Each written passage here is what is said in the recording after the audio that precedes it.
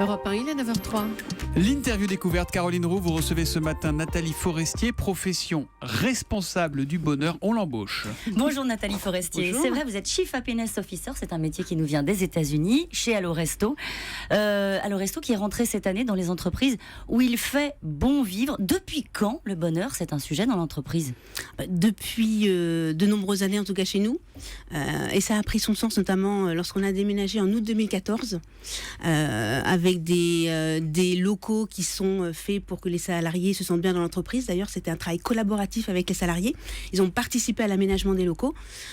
Notamment, on a pris en compte cette fameuse génération Y, dans quel dans quels locaux ils souhaitaient s'épanouir, évoluer. Donc on a une table de ping-pong, des jeux vidéo. Donc votre mission, c'est de divertir les salariés ? En partie, mais pas que.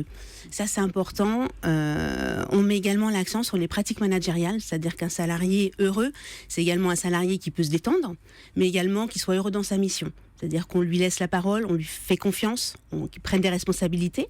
On a instauré des petites pratiques au sein de la société, comme par exemple Upward Feedback. Alors, qu'est-ce que c'est ça ? Alors, le Upward Feedback, c'est lorsque le collaborateur va, entre guillemets, juger, noter son manager. C'est-à-dire qu'il va lui dire ce qu'il commence à faire, ce qu'il arrête de faire et ce qu'il continue de faire. Et ça se fait une fois tous les trimestres. Et ça change quoi ? S'il a une mauvaise note, il est viré ?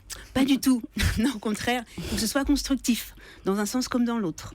Donc ça veut dire que le but vraiment de la manœuvre, c'est qu'il puisse s'améliorer et de prendre en compte les remarques pour justement faire en sorte que les salariés soient heureux et épanouis dans leur mission. Salariés heureux, épanouis, vous organisez des summer parties, Halloween, les anniversaires. Tout à fait. Alors, je sais pas ça rend meilleur au travail ? Ça rend meilleur au travail parce que se détendre, c'est important. Mais je suis pas toute seule à le faire, en fait. Chez Allo Resto, en fait, il y a la jam. C'est vraiment l'état d'esprit.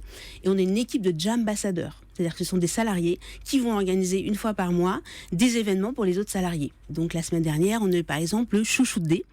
On l'avait déjà fait une fois, ça avait super bien marché.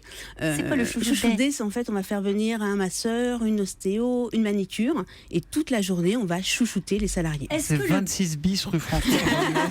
Je le note.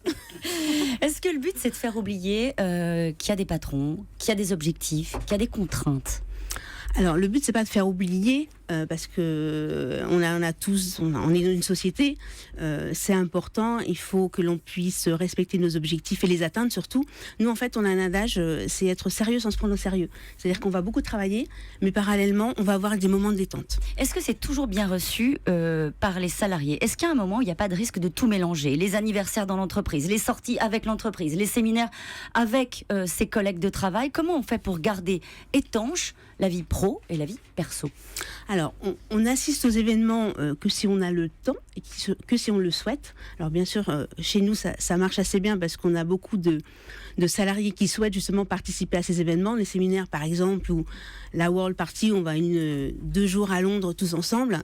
Ça marche super bien auprès des salariés. Mais on espère en tout cas qu'il y ait un équilibre entre vie perso et vie professionnelle. Vous jouez beaucoup sur l'espace de travail. Tout à fait. On a 250 mètres carrés dédiés à l'espace bien-être pour que le salarié puisse se détendre, que ce soit à la pause déjeuner, mais également au cours de la journée. Alors c'est un métier qui vient, je le disais, des États-Unis. Est-ce qu'il y a une réticence dans les entreprises françaises où on aime bien quand même les choses assez verticales ? Oui, et ce serait bien que les choses changent en fait. Parce qu'on se rend compte quand même que des salariés heureux sont des salariés performants, des salariés engagés, motivés, innovants, créatifs.